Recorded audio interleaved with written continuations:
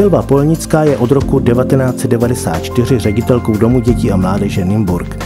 Předtím působila jako účetní a lékařská sekretářka, ale v zájmovém vzdělávání se trvale pohybuje už od roku 1981, kdy začínala jako vychovatelka ve školní družině v Poděbradech.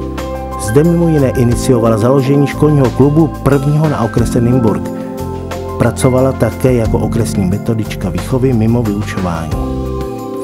Silva Polnická se po celý život vzdělává. V roce 1997 ukončila bakalářské studium na Pedagogické fakultě Univerzity Karlovy v Praze, obor pedagogika volného času, a absolvovala též 5letý cyklus Zdravý životní styl.